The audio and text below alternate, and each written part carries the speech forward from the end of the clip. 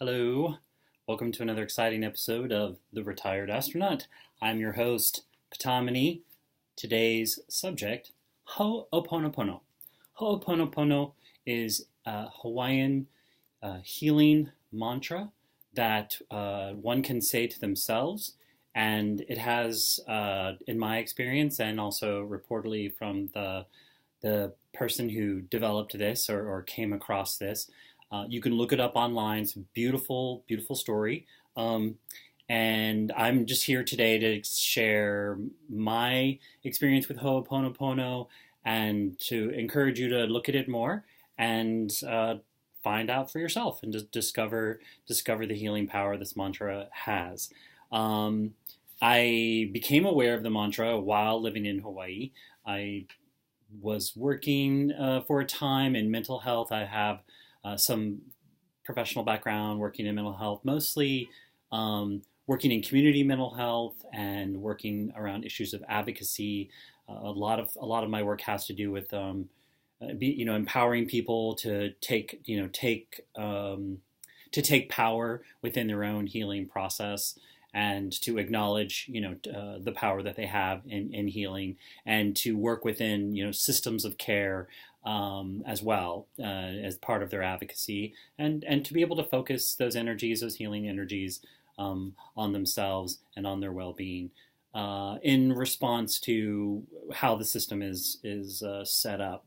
And the reason I was introduced to this is because one of my coworkers I was working at a vocational rehab, rather psychosocial rehabilitation for patients who have a diagnosis of usually like schizophrenia and some kind of chemical dependency. Things that these are terms that I'm using so that people can grasp the environment. These aren't terms that this is a disclaimer. These are not terms that I use to describe people because I think the pathologizing and diagnosing of people is very limiting, and it limits our perception of them and their abilities and their potential for healing, which is why I love Ho'oponopono.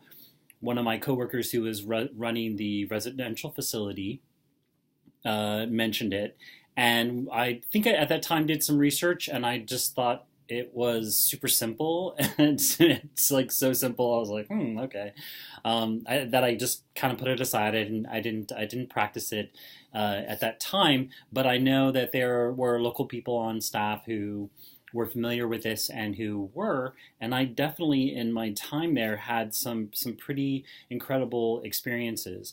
My first day on the job, I have to say that I was taken aback by how there are some staff were talking to the clients in a manner that I just didn't jive with. I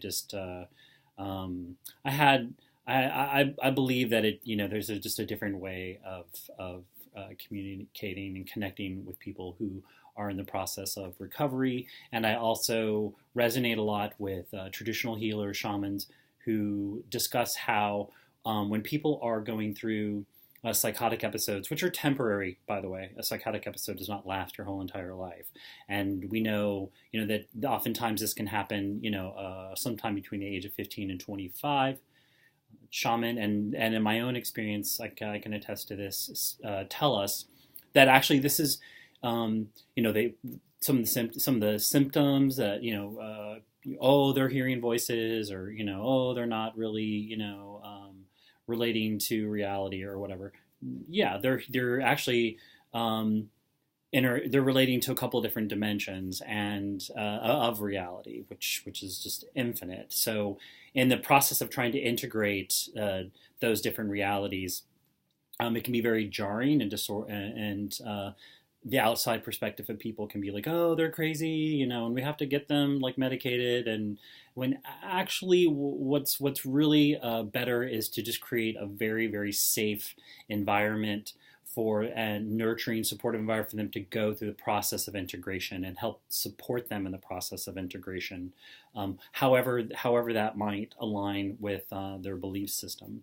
So While I was there, I initially almost I almost walked out on the job the first day. I really had I really may have probably been sensing that, from the people that were in this group. We had about like 20 people that were in this group that would come to the center every single day. That we would provide um, groups and different classes and things like that for as part of their psychosocial rehabilitation. Many of them were in our residential program, and I decided to stay with the job, and in part because of a dream that I had before I started the job. And in one of the I saw one of the women before I met her, and in the dream she came to me and she hugged me and she thanked me for being there, and I really felt the energy of that in the dream, and I really in the sitting there and all these emotions are coming up. I decided that I needed to peer past my own illusion, or the illusion that I was perceiving, and to look beyond to the potential healing that was available. And so I stayed with the job, and I was doing such a good job that a lot of my like the professional degreed people just kind of just let me run all the groups and allowed me to create new programs, and they kind of stopped coming to work really, and I started running all the groups, and I noticed just in keeping my heart really open to loving all the wonderful people and what they were teaching me as well. And I have one gentleman, a young guy. This is this one thing to touch upon. He, when I first met him, he struggled to actually, he was just like always kind of slumped over and sort of drooling and had trouble keeping his eyes open. But I noticed sometimes when we were playing games, toward the end of the day, we'd usually play like while we were waiting for the transport, like some of them would get together and play hangman on the board. And I noticed that when they'd go around the circle and it would be his turn, that even though he was sort of slumped over and not, you wouldn't think that he was very conscious, he'd poke one eye open, he'd look up at the board, and he'd always get something right. He'd always guess the right letter, or he'd guess the whole phrase. And I thought, this is really interesting, because for someone that's seemingly, not very aware, he's super sharp as soon as he turns his focus. So over time, I would have instances with him where he would just become completely lucid. We worked to get his medication decreased as well. And I worked to find out what it is that he really wanted as part of his healing, and advocated for him to have that. And at the time, he just really wanted to work. He really just really wanted to work in landscaping. And so we sought out employment for him in that field. And that experience was very profound for me, and I felt so touched by it. And other doors opened, and my work expanded into other realms. And I didn't return to mental health. I don't think. Yeah, I don't think I ever worked at mental health again. Although I did do a stint on an Alzheimer's or dementia intensive care unit for a while, and I also saw other examples of this where patients would or residents would just sort of come out of what you might think is just a complete haze, and say these very make these astute observations, or be pulling in information that that you're just like, how would they know these things? And I've had patients just say, like, what are you doing here? Like, what do you love to do? And I would tell them, no, I'm here to care for you. And they're like, no, you don't have to be here. Like, go do what you love, And I'm like, oh, well, thank you.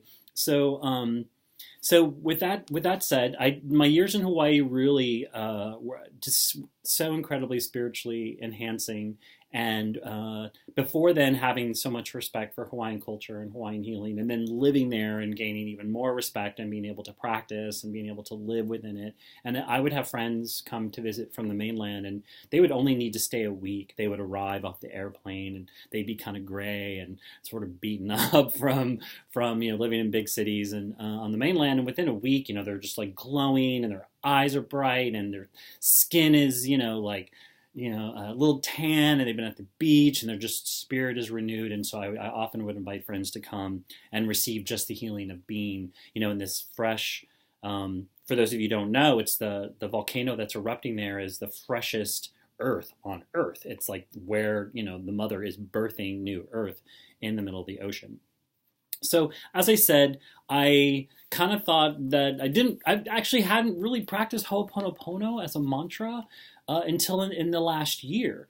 Um, and it came about because I'm down here in New Orleans, and originally when I came down, I wasn't aiming to stay in New Orleans. I actually was doing research in Mississippi nearby, and I had an interview at an artist residency, and part of the artist residency interview meant that I had to go and stay there for a couple of weeks because there's a man in the community and his caregiver is one of the founders, and it's like if you need to be able to kind of you need to be able to jive with the treatment philosophy or the care philosophy. It wasn't a treatment center. It was they were into agriculture and they were into community agriculture and the power of agriculture to heal, and also this idea that people who perhaps are, maybe as we perceive them, they're not really fully, they're maybe having challenges, being in their bodies and being in this time-space reality, could actually use the collective bodies of those around them,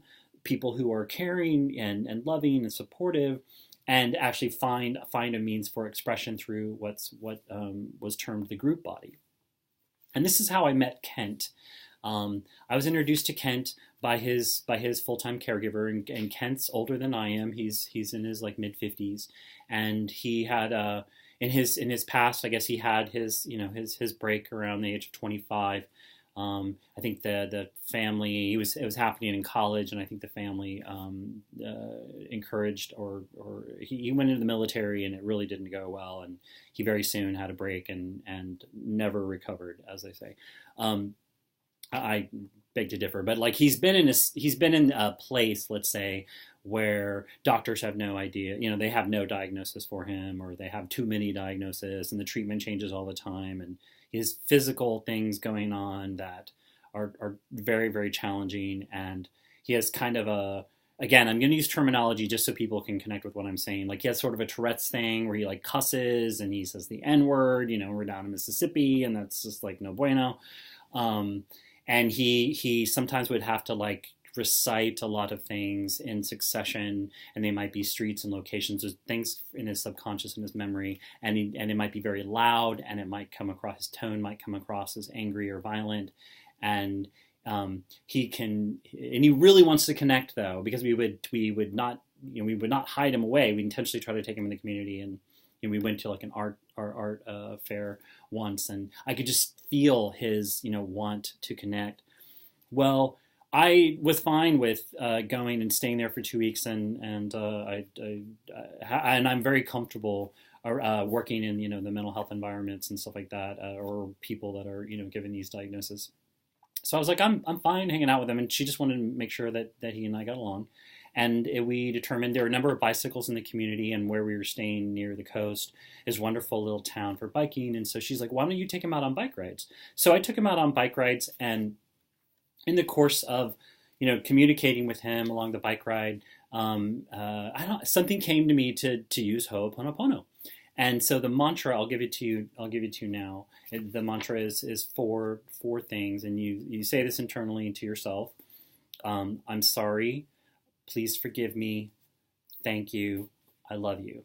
And that's just the mantra. You repeat that to yourself, and it puts you in a very receptive, open state, and it really helps. Lift the lid off limited thinking, especially when you're interacting with people, and it allows you to see them in their fullest divinity. It's very simple, and yet it's quite powerful. So for those of you who are familiar with law of attraction and Abraham Hicks and the law of allowing and receptivity, it puts you in a receptive state. I mean, these are simple phrases that call forth receptive energy. And so I'm going to highlight here what with Kent, a few of my experiences, and please by all means research Ho'oponopono and see if this works for yourself.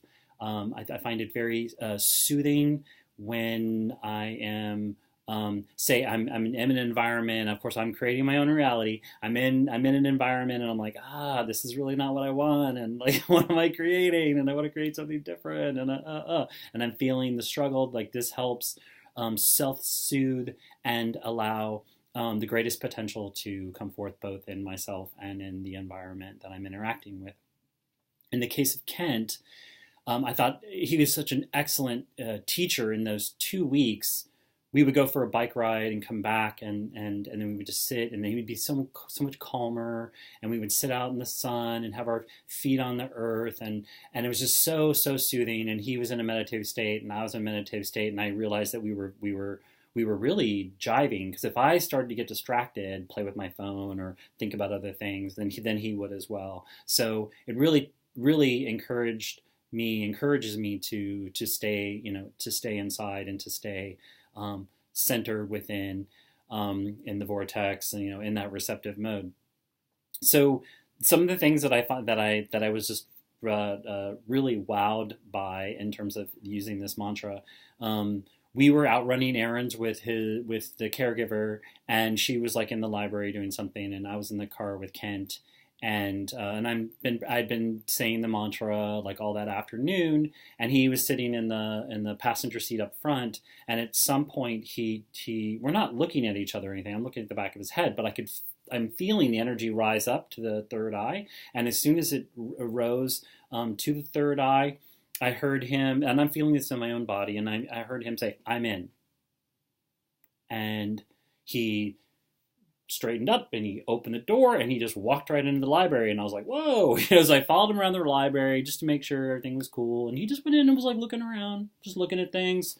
We got back in the car, like he just stayed calm the whole time. He was just curious. Then some things happened over the course. I was there for a couple of months, and there were times when I wasn't using the mantra, let's say, and I might be concerned about his well-being. There was a time he had, in the course of taking these bike rides and doing this mantra with him and doing these meditations, he began getting up in the morning and sneaking out of the house or breaking out of the house. I mean, he would sneak out the window and he'd get a bicycle and he would just go off. And his caregiver was very concerned, and she's going off in the morning to try and find him. And finding him, though, in these where he'd just be like at a cafe eating a croissant, like really calm, and she's like, what? And she talked to the people around him, and she's like, was he bothering anybody? And they're like, no, he's just chilling out. And so he and I had a little bit of an altercation. He was he had gotten out of the house at some point and ran down the street. And usually if he did, I usually just ride a bike behind him and just, sort of be with him, and then sort of help bring him back to the house, like kind of circle around on the bike and say, hey, let's go back, before before he would get too far out. And then, but this one time he had broad daylight, he dropped his pants, he was urinating in a neighbor's yard, and I was very concerned because these cars were coming down this residential drive. And I was concerned about the cops being called on him, and some negative repercussions to their housing, things like that. And so I went over and I pulled up his pants. He really does not like to be touched. That was told to me many times. In this instance, I decided to make that choice. And he, when we got back to the house, he was very upset with me, and he started swinging at me and landed a punch. And it was at a time when I was considering leaving the residency because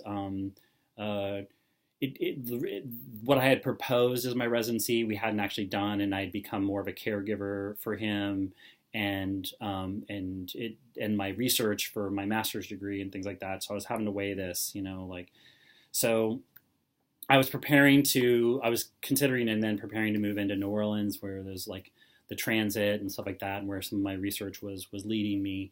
And so this is sort of coalescing at the same time. And one morning I got up, and as was my usual, I went down to the water, and I usually like take photos by the water and meditate, and then I'd have a nice little breakfast at this place called the Mockingbird, Bay St. Louis, so good, Bay St. Louis,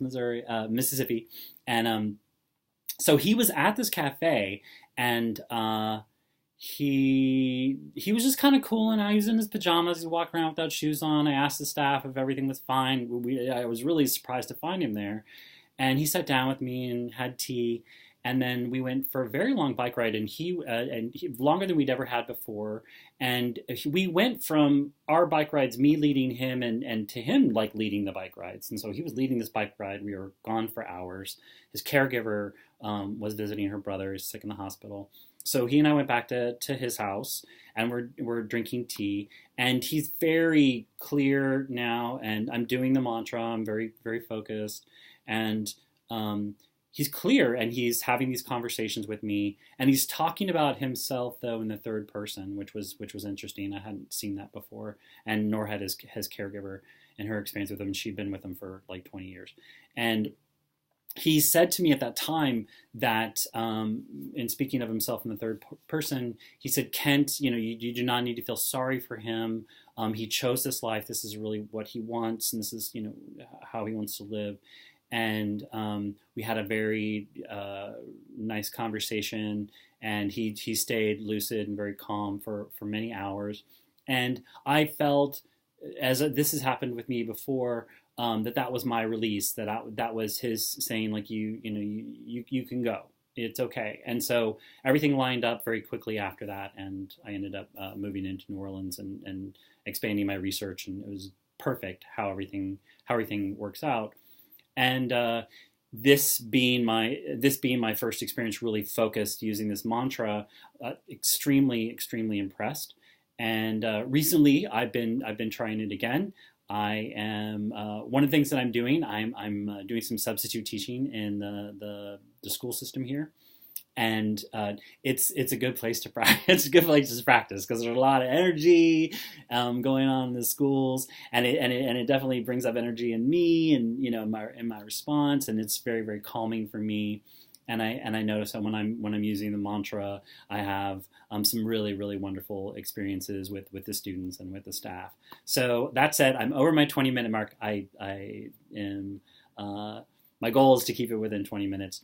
So Ho'oponopono, check it out. Can only say really, really great things about it. Very healing, self-healing, which in effect actually helps change response to the environment and change what is manifest in your reality. So that said, for today, that is the subject, Ho'oponopono. Thank you, wise, wonderful beings of Hawaii, for gifting this to humanity. I encourage folks to give it a try. Namaste.